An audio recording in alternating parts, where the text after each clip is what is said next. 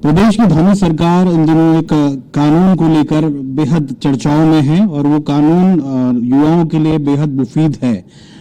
मेरे साथ प्रदेश के मुख्यमंत्री पुष्कर सिंह धामी जी हैं। धामी जी, एक कानून आप लेके आए हैं, नकल कानून, और जिस तरीके से आप लोग कह भी रहे हैं कि सबसे सख्त कानून होगा, किस तरीके से आप इसको मानते हैं कि आने वाले समय में प्रदेश की जो नकल विहीन परीक्षाएं होंगी वो कराने की कोशिश, और सबसे बड़ी बात यह है ये कानून किस तरीके से उसमें सहयोगी साबित होगा? देखिए, पिछले लंबे समय से भर्ती परीक्षाओं में घपले, घोटाले, पेपर लीक हो जाना, पेपर फिक्स हो जाना, पेन ड्राइव पर आ जाना, इस प्रकार की घटनाएं, क्वेश्चन बैंक आउट हो जाना, ये सब घटनाएं हमारे सामने आई। उसकी हमने पहले तो जांच करवाई। जांच में अभी तक 60 लोगों से ज़्यादा लोग गिरफ्तार हो गए हैं। और अब चूँकि एक आवश्यकता ऐसी थी कि ये कैंसर जैसा बन चुका नकल के क्षेत्र में हमारे छात्रों के, छात्राओं के, भाई बहनों के साथ एक बहुत बड़ा, मैं कहूँ कि धोखा, और उनकी जो योग्यता है उस योग्यता के साथ खिलवाड़ किया जा रहा था। इसलिए नकल अध्यादेश बहुत ज़रूरी था। और नकल अध्यादेश हमने कहा कि हम भारतवर्ष का सबसे कठोर जो अध्यादेश हो सकता है वो अध्यादेश लाएंगे। उस अध्यादेश को हम ले आए हैं। माननीय राज्यपाल जी ने भी अपनी अनुमति उसमें प्रदान कर दी है और अब ये अध्यादेश बन गया है। इसमें उम्र कैद तक की प्रावधान है। इसमें पूरी संपत्ति जब्त होगी। इस अध्यादेश में यह भी प्रावधान किया गया है। इस अध्यादेश में यह भी प्रावधान है कि जो भी बच्चा या जो उसमें परीक्षार्थी होगा, जो भाग ले रहा होगा, अगर वह नकल में पकड़ा जाता है या उसमें नाम आता है तो अगले 10 वर्षों तक उसको किसी भी परीक्षा में भाग लेने का कोई अवसर नहीं होगा। इसके पीछे एक ही हेतु है कि आप भविष्य में सारी परीक्षाएं पारदर्शिता के आधार पर हों, नकल विहीन हों, और योग्य जिनके अंदर, बेटे बेटियों के अंदर, भाई बहनों के अंदर योग्यता, क्षमता, प्रतिभा है, वो प्रतिभा के दम पर इन परीक्षाओं को पास करें, अपना स्थान बनाएं और उनके मन में कोई संदेह भी न रहे। तो क्या आपको लगता है ये कानून जो है वो उन तमाम नकल माफियाओं के और उन नकलचियों के दिमाग में खौफ पैदा करने के लिए काफ़ी होगा?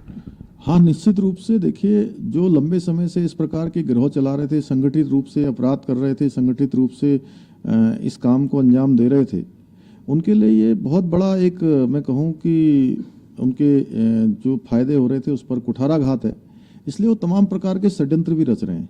कभी छात्रों को, छात्राओं को भी आगे कर रहे हैं। बहुत सारे हमारे प्यारे बेटे बेटियों को, भाई बहनों को भी भ्रमित करने का भी काम कर रहे हैं। कह रहे थे परीक्षाओं में बहिष्कार करो, परीक्षाओं में नहीं जाएंगे।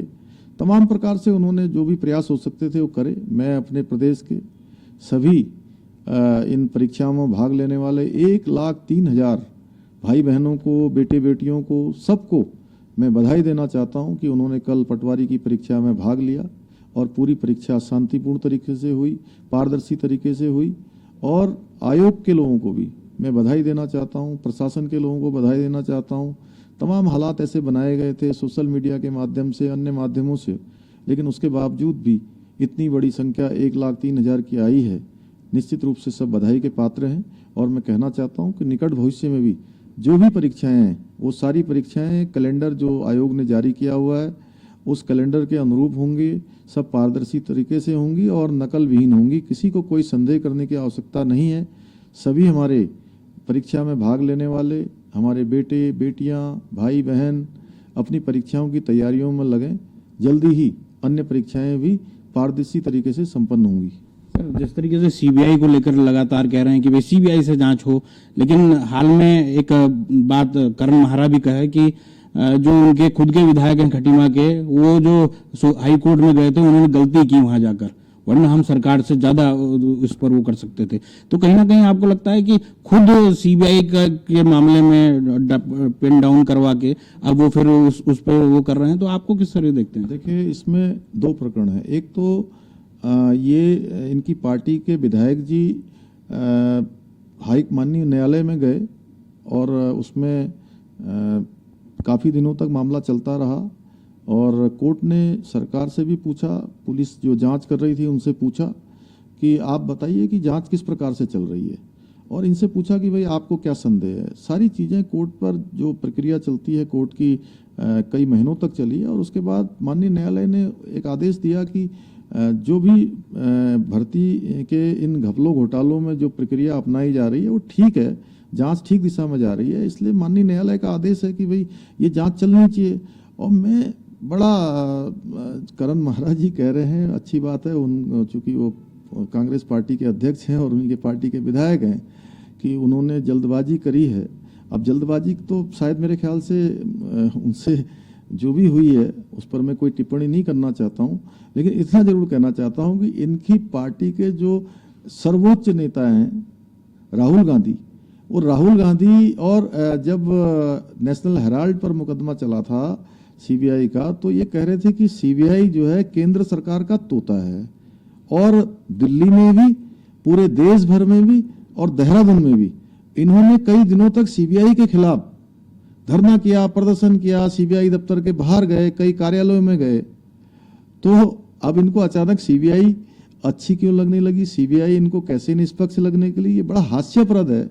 इसके पीछे कुछ नहीं है, इसके पीछे केवल मंतव्य है कि एक तो छात्रों को, छात्राओं को गुमराह किया जाए, और गुमराह करने के बाद लंबे समय तक, 4 सालों तक, 5 सालों तक, अगले आने वाले सालों में कोई भी प्रतियोगी परीक्षा आयोजित ही न हो।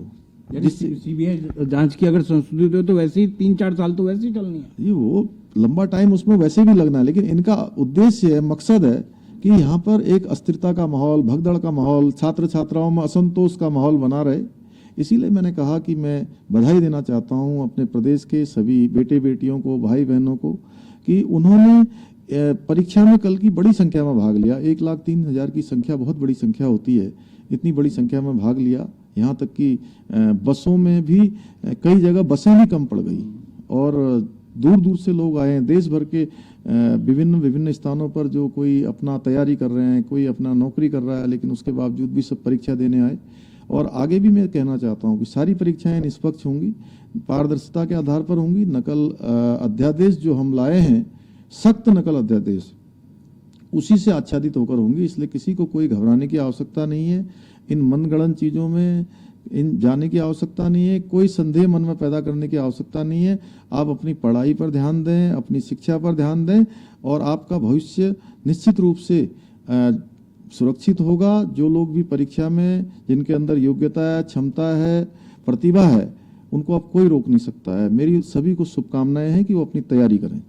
ये थे प्रदेश के मुख्यमंत्री पुष्कर सिंह धामी जी, जिन्होंने साफ तौर पर कहा कि युवा भ्रमित ना हो, और जिसके अंदर क्षमता, योग्यता है, उसको कोई नहीं रोक सकता है।